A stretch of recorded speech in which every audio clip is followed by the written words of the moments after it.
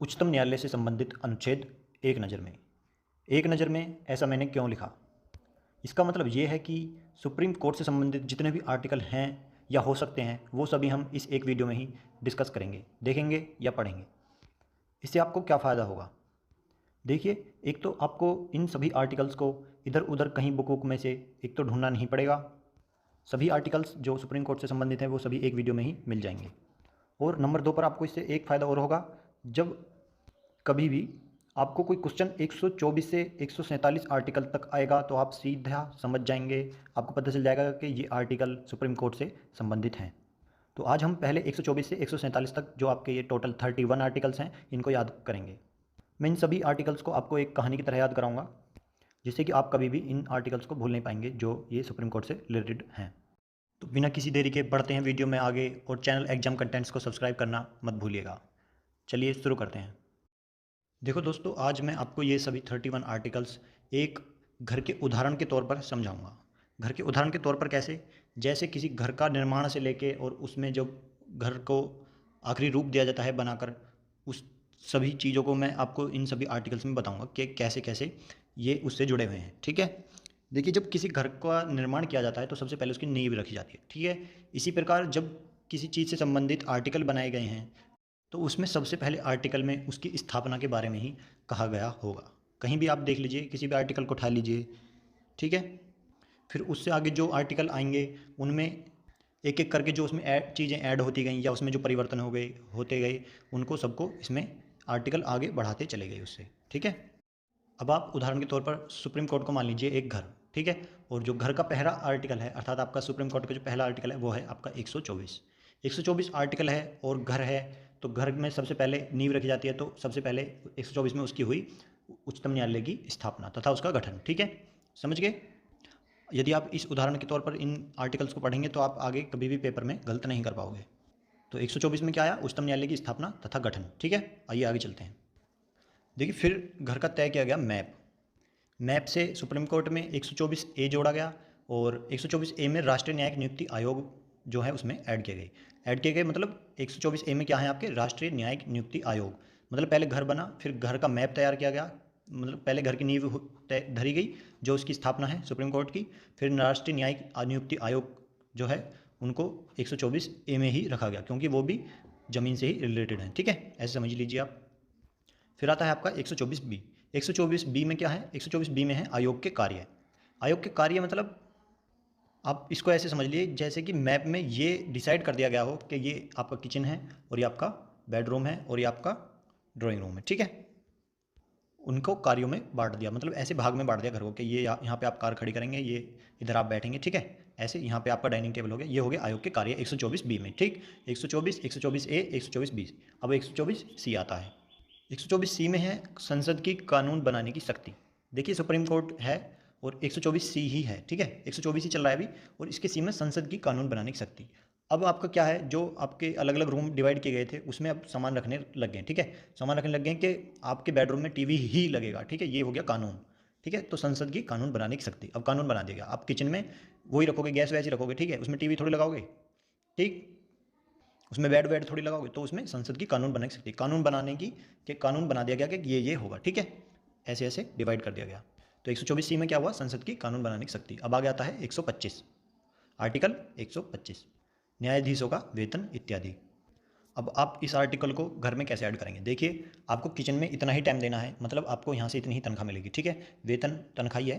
ठीक है, आपको किचन में इतना टाइम देना है, आपको सोना केवल 6 घंटे है, और आपको चाय इतनी देर बैठ के पीनी है। ठीक है, तो ऐसे डिवाइड कर रहे हैं, तो आप इसको फीस मान लीजिए उसकी। ठीक है, एक तरीके से। तो न्यायाधीशों का वेतन तय किया इत्यादि हैं इसमें 125 में, कि इनको इतना ही वेतन मिलेगा। ठीक है, आप ऐसे उससे कनेक्ट कीजिए इसको। आइए आगे चलते हैं। देखिए, अगला आर्टिकल है 126। 126 में क्या है? कार्यकारी मुख्य न्यायाधीश की नियुक्ति। अब इसको आप उस एग्जाम्पल में कैसे ऐड करेंगे? देखिए, कार्यकारी मुख्य न्यायाधीश की नियुक्ति मतलब अब ये डिसाइड किया जा रहा है कि इस कमरे में ये रहेगा और इस कमरे में ये रहेगा। ठीक है, नियुक्ति की जा रही है अब उनकी, किनकी? कार्यकारी मुख्य न्यायाधीश की नियुक्ति करी जा रही है घर में। ठीक है, और ये सब चल रहा है किसमें? सुप्रीम कोर्ट में।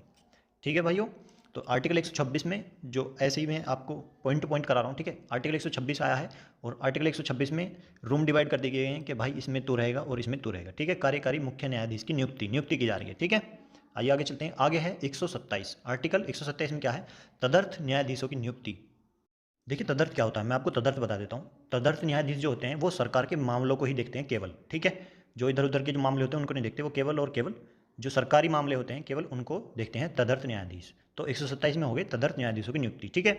इनको आप ऐसे मान लीजिए कि घर में जो बड़े लोग हैं उनके घर कमरे रूम डिसाइड किए गए हैं, तो इसमें ये रहेंगे और ये केवल घर के बड़े मामले ही देखेंगे, ठीक है। तो जो तदर्थ न्यायाधीश हैं वो केवल सरकारी मामलों में ही अपना इंटरफेयर करेंगे, ठीक है। तो आइए आगे चलते हैं। आगे है 128 आर्टिकल 128 में क्या है, उच्चतम न्यायालय की बैठकों में सेवानिवृत्त न्यायाधीशों की उपस्थिति। देखिए इसको यदि आप उदाहरण के तौर पर समझें, उससे घर से रिलेटेड करें, तो उच्चतम न्यायालय की बैठकों में अब देखिए एक बैठक भी होती है घर में, ठीक है, जिसमें आपके दोस्त आके बैठते हैं, ठीक है, बैठक लगाते हैं, समझ रहे हो। तो आप इसको उससे ऐड कीजिए, ठीक है। आप सभी दोस्तों का एक बैठक रूम है, उसमें आप बैठक लगा रहे हो। तो 128 में उच्चतम न्यायालय की बैठकों में सेवानिवृत्त न्यायाधीशों की उपस्थिति, उसमें आपके घर के जो बड़े लोग हैं वो भी आके बैठ जाते हैं, ठीक है। उनके भी दोस्त आ जाएंगे, जो सेवानिवृत्त न्यायाधीश मान लीजिए, आपके जो घर के बड़े हैं उनको आप न्यायाधीश समझ लीजिए, ठीक है।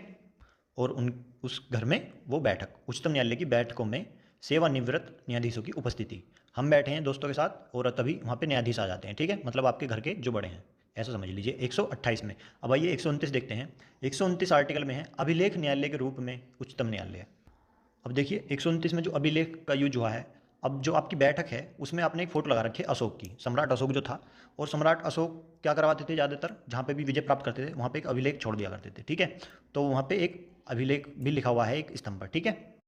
तो 128 में आपकी बैठक और बैठक में एक अभिलेख लिखा हुआ एक आपका वहाँ पे तस्वीर लगी हुई है उस बैठक में, ठीक है। तो 129 में किस चीज़ का उल्लेख है, अभिलेख न्यायालय के रूप में उच्चतम न्यायालय, ठीक है। अब आइए आगे देखते हैं आर्टिकल 130। देखिए आर्टिकल 130 में है उच्चतम न्यायालय का आसन। अब क्या होता है, आप बैठक में बैठे हो दोस्तों के साथ, ठीक है, उसमें पेंटिंग लग रही है अभिलेख की, ठीक है, अशोक के जो अभिलेख थे। तभी वहाँ पे आ जाते हैं एक पंडित जी। पंडित जी पूछते हैं कि आप इसकी दिशा बताइए, अपने घर किस दिशा में बनवाया है, ठीक है। तो उच्चतम न्यायालय का आसन, ठीक है, आसन को आप दिशा से ऐड कर लीजिए, ठीक है। तो 130 में क्या होगा, उच्चतम न्यायालय का आसन। आइए आगे चलते हैं। फिर आता है आपका आर्टिकल 131। आर्टिकल 131 में क्या वर्णित है, उच्चतम न्यायालय का मूल क्षेत्राधिकार। मूल क्षेत्राधिकार को आप घर में इस तरह से ऐड कर लीजिए, पर फिर पंडित जी दिशा के बाद पूछते हैं आपसे कि घर कितनी दूरी में को बना हुआ है, ठीक है, मतलब उसका क्षेत्राधिकार कितना है। तो आर्टिकल 131 में क्या वर्णित है, जो उच्चतम न्यायालय का क्षेत्राधिकार है, मूल क्षेत्राधिकार है, वो आर्टिकल 131 में वर्णित है आपके। और फिर आता है आर्टिकल 131 ए कह लीजिए, ठीक है, या आप क्या कह सकते हैं। इसमें केंद्रीय कानूनों की संवैधानिक वैधता से संबंधित प्रश्नों के बारे में उच्चतम न्यायालय का विशेष क्षेत्राधिकार निरस्त। निरस्त का मतलब ये जो है, केंद्रीय कानूनों की संवैधानिक वैधता से संबंधित प्रश्नों के बारे में उच्चतम न्यायालय का विशेष क्षेत्राधिकार, ये निरस्त कर दिया गया है आर्टिकल 131 ए में। ये पहले था, और इसमें यदि ऐसे जब कोई चीज़ ऐड की जाती है ना, जैसे 131 के बाद उसमें 131 ए हो गया, तो ये 132 के बनने के बाद इसमें ऐड हुआ था, तो उसको 131 ए में कर देते हैं, और ये संबंधित है इसके क्षेत्राधिकार से, ठीक है। तो इस चीज़ को निरस्त कर दिया गया है, इसको बताने के लिए इसमें आर्टिकल 131 ए जोड़ा गया, ठीक है। अब आप इस चीज़ को उदाहरण में कैसे ऐड करोगे, देखिए आपने जब उसका क्षेत्राधिकार बताया पंडित जी को कि ये इतनी दूरी में बना हुआ है, पंडित जी ने क्या कहा, भाई ये चीज़ आपने गलत बना दी है वास्तु के हिसाब से, आप इसको हटा लीजिए, ठीक है। तो इस तरीक़ा से जो उसके विशेष क्षेत्राधिकार थे उच्चतम न्यायालय के, केंद्रीय कानूनों की संवैधानिक वैधता से संबंधित जो प्रश्नों के बारे में विशेष क्षेत्राधिकार थे, उसको निरस्त कर दिया, तो उसको वहाँ से हटा दिया उस चीज़ को, जो पंडित जी ने कहा कि ये वास्तु के हिसाब से यहाँ पर ठीक नहीं है, ठीक है, समझ गए। 131 ए में क्या है, किन चीज़ों को निरस्त किया गया है। आइए अब आगे चलते हैं। 132 आर्टिकल 132, इसमें क्या है, उच्चतम न्यायालय का कुछ मामलों में उच्च न्यायालय से अपील के मामले में अपीलीय क्षेत्राधिकार। देखिए उच्चतम न्यायालय तो हो गया आपका घर, उच्च न्यायालय मान लीजिए आपका जो ये है जिसमें आप कारवार खड़े करते हो, ठीक है, एक गैराज के रूप में मान लीजिए, जो घर से थोड़ा अलग है, ठीक है, वो उससे छोटा है लेकिन है वो घर का ही हिस्सा, ठीक है। तो उच्चतम न्यायालय आपका घर हो गया। तो उच्चतम न्यायालय का कुछ मामलों में उच्च न्यायालय से अपील के मामले में अपीलीय क्षेत्राधिकार। अब आप इसको ऐसे समझ लिए कि उच्चतम न्यायालय ने उच्च न्यायालय से कहा कि भाई कार तू ही खड़ी करेगा अपने अंदर, ठीक है। ये कुछ मामले हैं, कुछ मामलों को आप कार मान लीजिए, और उच्चतम न्यायालय का कुछ मामलों में कार के मामले में उच्च न्यायालय से जो आप गैराज है से अपील के मामले में अपीलीय क्षेत्राधिकार कि आप इस कार को इस ही क्षेत्र में खड़ी करेंगे, ठीक है। तो ये हो गया आर्टिकल 132। अब आता है आपका आर्टिकल 133। 133 में क्या है, सिविल मामलों में उच्च न्यायालय में अपील से संबंधित उच्चतम न्यायालय का अपीलीय क्षेत्राधिकार। अब देखिए आपका जो गैराज से उससे संबंधित है उच्च न्यायालय से, अब गैराज में केवल कार तो खड़ी होगी नहीं, सिविल मामलों में उसमें आप साइकिल भी खड़ी कर सकते हो, ठीक है। तो सिविल मामले मतलब साइकिल। अब साइकिल कह रही है भाई मैं भी गैराज में ही खड़ी होंगी कार के साथ, ठीक है। तो सिविल मामलों में उच्च न्यायालय में, ठीक है, तो साइकिल ने उच्च न्यायालय से कहा अपील से संबंधित उच्चतम न्यायालय का अपीलीय क्षेत्राधिकार, कि मैं जो उच्चतम न्यायालय का जो ये हिस्सा है उच्च न्यायालय, इसमें ही मैं भी अंदर रहूँगी, ठीक है, मैं भी गैराज में कार के साथ रहूँगी, ठीक है। तो 133 में क्या हुआ, सिविल मामलों में उच्च न्यायालय में अपील से संबंधित उच्चतम न्यायालय का अपीलीय क्षेत्राधिकार, ठीक है।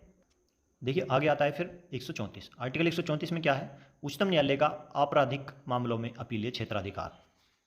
अब देखिए उच्चतम न्यायालय मतलब जो आपका घर है उसका जो क्षेत्राधिकार है, उसमें यदि कोई अपराध होता है, ठीक है, यदि कोई चोरी होती है उस घर में से कोई कुछ ले जाए उठा के, तो वो घर का ही मामला है और घर ही देखेगा, ठीक है। तो 134 में क्या हुआ, उच्चतम न्यायालय का आपराधिक मामलों में अपीलीय क्षेत्राधिकार, अपील करी जाएगी किससे, जो घर का बड़ा आदमी होगा, ठीक है, मतलब मुख्य न्यायाधीश। तो 134 में क्या हुआ, उच्चतम न्यायालय का आपराधिक मामलों में अपीलीय क्षेत्राधिकार, जो घर में चोरी होगी उसके लिए अपील की जाएगी और उसका क्षेत्राधिकार, ठीक है, अपीलीय क्षेत्राधिकार आपराधिक मामलों में उच्चतम न्यायालय का। आइए आगे चलते हैं। अब इसमें ऐड किया गया है 134A, अगला आर्टिकल है 134A। 134A में क्या है, उच्चतम न्यायालय में अपील के लिए प्रमाण पत्र। अब चोरी हुई है तो उसके लिए सबूत भी चाहिए, ठीक है, तो उसके लिए आपको घर में कैमरे भी लगाने पड़ेंगे। तो उच्चतम न्यायालय में अपील के लिए प्रमाण पत्र, अपील की जा रही है उच्चतम न्यायालय में, उसके लिए प्रमाण पत्र जरूरी है, ठीक है। 134 में ये ऐड किया गया बाद में। तो आप इसको ऐसे ऐड कर लीजिए, घर में कैमरे और वो सबूत के तौर पर प्रमाण पत्र मांगेंगे, ठीक है, जब आप उसके लिए अपील करोगे। तो उच्चतम न्यायालय में अपील के लिए प्रमाण पत्र 134A। आइए आगे चलते हैं, आगे है आर्टिकल 135। 135 में क्या है, उच्चतम न्यायालय द्वारा वर्तमान कानूनों के अंतर्गत संघीय न्यायालय के क्षेत्राधिकार तथा शक्तियों का उपयोग। अब देखिए उच्चतम न्यायालय द्वारा, समझ रहे हो, घर के द्वारा वर्तमान कानूनों के अंतर्गत, मतलब जो कानून उस टाइम पे बने हुए हैं जो आपके घर में चोरी हुई है, ठीक है, अंतर्गत संघीय न्यायालय के क्षेत्राधिकार, जो संघीय न्यायालय है, मतलब अब उच्चतम न्यायालय में ही चोरी होगी, मतलब अब घर में चोरी हो गई तो उसको कौन देखेगा, अब उसको बहुत सारे न्यायालय होंगे इकट्ठे तब देखेंगे, मतलब न्यायालयों का संघ, तो संघीय न्यायालय के क्षेत्राधिकार, अब उनका जो क्षेत्राधिकार है मतलब उनके जो घर हैं आपस में, ठीक है, तथा शक्तियों का उपयोग, शक्तियों का उपयोग करके तभी तो निर्णय लेंगे वो कि चोरी इसने की है, कैमरे से जो रिकॉर्ड हुआ है प्रमाण पत्र जो था आर्टिकल 34A में। अब 135 में क्या देखा जाएगा, जो उच्चतम न्यायालय द्वारा वर्तमान कानूनों के अंतर्गत संघीय न्यायालय के क्षेत्राधिकार तथा शक्तियों का उपयोग किया जाएगा, ठीक है, 135 में। आइए आगे चलते हैं। अब देखिए आगे आता है आपका 136, आर्टिकल 136 क्या कहता है, उच्चतम न्यायालय द्वारा अपील के लिए विशेष अवकाश। अर्थात अब उच्चतम न्यायालय में आप ऐसे मान लीजिए घर में चोरी हुई है, ठीक है, उच्चतम न्यायालय में, उच्चतम न्यायालय द्वारा अपील के लिए विशेष अवकाश। अब संघीय न्यायालय उसको एकदम लग गए अपने मेहनत से कि भाई हम तो इसको पहले सोल्व करेंगे, तो उच्चतम न्यायालय क्या कह रहा है कि आराम से करो, छुट्टी लेके करो, इसमें कोई जल्दी नहीं, इतनी बड़ी चीज़ चोरी नहीं हुई है, ठीक है। तो संघीय न्यायालय उसके लिए अवकाश ले लेके काम को कर रहे हैं, ऐसे समझ लीजिए आप इसको। तो आर्टिकल 136 में उच्चतम न्यायालय द्वारा अपील के लिए विशेष अवकाश, 136A में जो आर्टिकल है 136, इसमें उच्चतम न्यायालय द्वारा अपील के लिए विशेष अवकाश का वर्णन है। अब आगे आता है आर्टिकल 137। 137 में क्या है, उच्चतम न्यायालय द्वारा निर्णयों अथवा आदेशों की समीक्षा।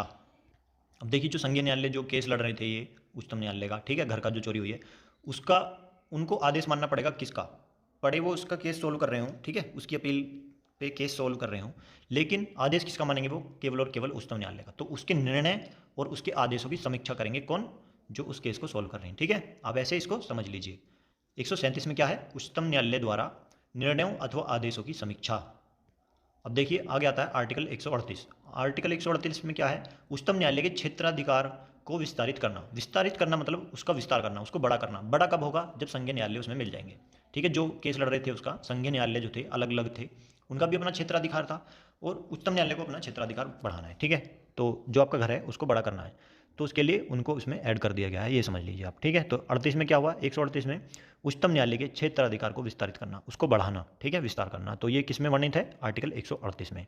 आइए आगे चलते हैं, आगे है आर्टिकल 139, 139 में क्या है, कतिपय विषयों पर रिट जारी करने की उच्चतम न्यायालय की शक्ति। देखिए चोरी से अलग भी कुछ ऐसे विषय होते हैं जिन पर उच्चतम न्यायालय ही, मतलब जो घर है, घर के जो बड़े हैं, न्यायाधीश हैं जो उस घर के, वो ही उस पर फैसला लेंगे, ठीक है। तो ऐसे विषयों को जो चोरी से अलग हैं उनको क्या कहते हैं, कतिपय विषय। कतिपय विषयों पर रिट जारी करने की उच्चतम न्यायालय की शक्ति, तो उसकी भी शक्ति किसके पास होगी, सिंपल सी बात है, उच्चतम न्यायालय जो आपका घर है, ठीक है, उसके पास ही होगी, उसको उच्चतम न्यायालय की शक्ति, ठीक है, उन विषयों पर रिट जारी करने की, रिट, ठीक है। अब देखिए अगला आर्टिकल है 139A। अब ये 139 के बाद में बना, ठीक है, तो इसमें ऐड किया गया। अब इसमें क्या ऐड किया गया, कुछ मामले ज़्यादा ही ऐसे हो गए जो उच्चतम न्यायालय नहीं देख सकता, ठीक है।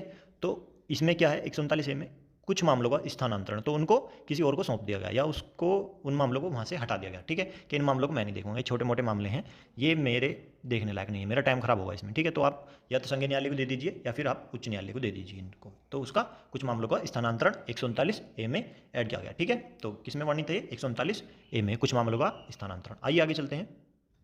देखिए वीडियो आपको कैसा लग रहा है ये आपके लाइक बताएंगे मुझे, और यदि आपने अभी तक मेरे चैनल एग्जाम कंटेंट्स को सब्सक्राइब नहीं किया है तो सब्सक्राइब करना ना भूलें, और बेल आइकन भी दबा दीजिएगा जिससे आपको मेरे नेक्स्ट वीडियो की नोटिफिकेशन टाइम पर मिल जाया करेगी।